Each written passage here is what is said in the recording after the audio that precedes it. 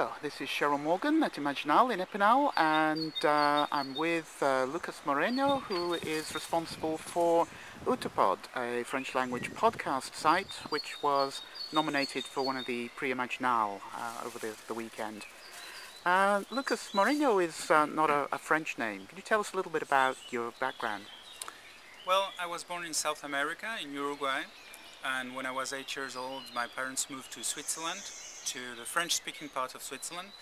So I've made all my studies in French, and my mother tongue is Spanish, but my culture tongue is French. So now I live in Switzerland. And you speak English fluently as well. I'm starting to feel very stupid. Well, sorry about my awful accent in English. I hope it will be understandable by English-speaking people. All of my Latino friends back in California will understand it perfectly. Yeah? Okay. So that's nice. Okay, so Utopod is a French language science fiction podcast, is that correct? Yes, exactly. It would be the French-speaking equivalent of Escape Pod. Okay, and do you have a regular production schedule? Well, for the moment, it's something like one episode monthly, one episode per month. I would like to increase the frequency, but for the moment it's a bit difficult because I haven't found the money for it. But the idea would be to do it more frequently, maybe one time every 3 weeks. And what we do is each time we choose a French-speaking author, and we publish one of his stories. It can be an already published story or how do you say, re-edition? Reprint. Reprint. Yep. And well, that's it. We read it aloud. I work with professional comedians, actors, and well, that's about it. Okay, so is it just the fiction that you do, or do you do news and other things? Only fiction, purely fiction, like Escape Pod, and mostly in the fantasy, science fiction, and horror field. Okay, and how has the Francophone world taken to podcasting? Is it popular? Well, to begin with, they were a bit amazed because they had never heard about podcasting, and to a certain extent, I think even nowadays, people in the French-speaking world don't really know what a podcast is. I mean, most people, but slowly now it's getting more and more famous, and it's a bit more accepted by the French-speaking culture. So it's really a new idea, and I think I'm the first one to produce such a podcast in the French-speaking world, with read aloud stories and science fiction and these kind of things. But I think the feedback, the reaction is quite good. My nomination to 3 awards lately is a proof of that, and I'm really happy because it takes time, but I would say that the new generation is quite open to that, and things are coming progressively, slowly but surely. I did see there was a stall selling audiobooks here at the convention, so obviously the idea of audiobooks is catching on. Yes, audiobooks were presented to the public a few years ago here in Europe and in Switzerland and in France. It didn't work to begin with, but lately, I don't know why, actually, I don't know the reason, but a few years ago it started again, and now it's becoming more popular, and people start listening to audiobooks. I think maybe the main difference between the United States and France, or the French-speaking part of Switzerland, is that the countries are small, so people don't drive a lot, not as much as in the States or Australia or big countries. So they don't have a chance to listen to lots of podcasts. That's what people tend to tell me. They tell me, it's nice, but I don't have time for it. Yeah.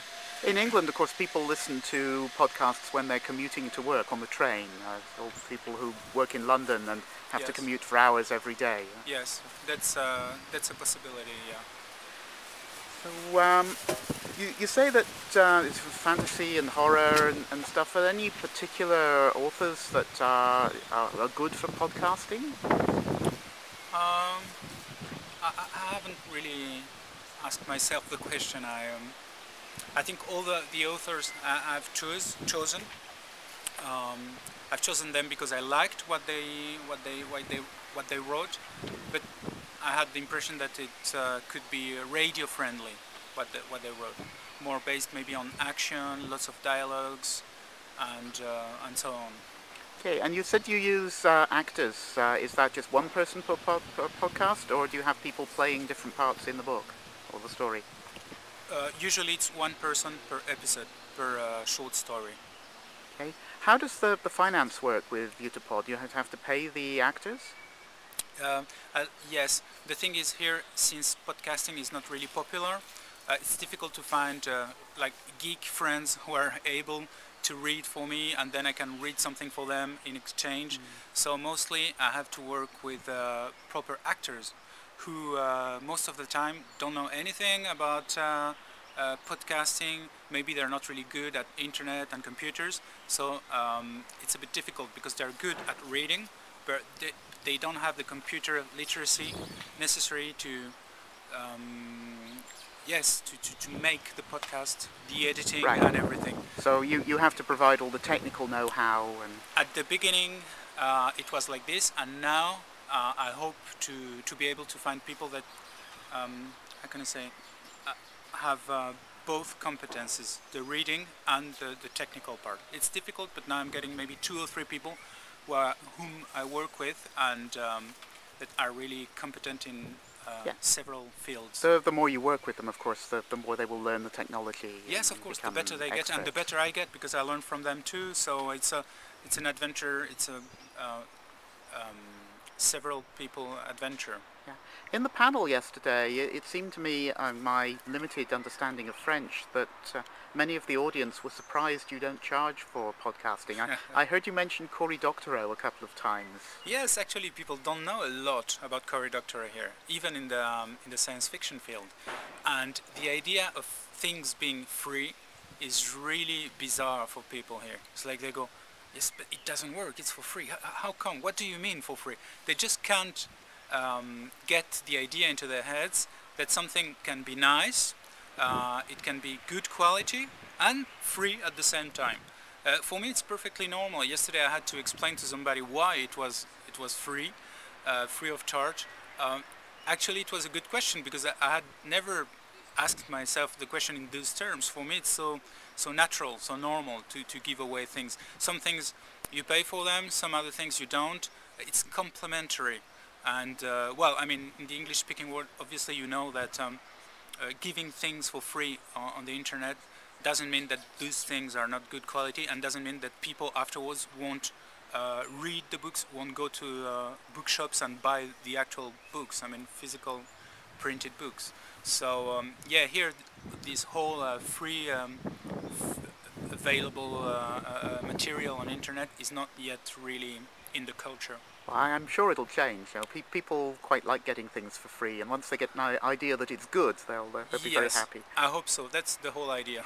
Okay, you told me the other day that you're planning to come to Montreal, is that right? Yes, definitely. Okay, I'll so be there. do you have any particular plans, things you're going to cover? I guess not if you don't do news on the podcast. Well, I might be attending a panel on podcasting with Merle Lafferty and James Patrick Kelly, I think. They're both my heroes. I mean, Merle Lafferty, I've been listening to her podcasts since the beginning, and I would be delighted to be on a podcast with her, on a panel with her. And I'll meet a couple of people I know from the French-speaking, English-speaking science fiction, fantasy field, and I'm looking forward to meeting them. Well, that's excellent. Well, I look forward to seeing you again in Montreal as well. And Well, me too, and thank you very much for the interview. thank you very much, Lucas. See you.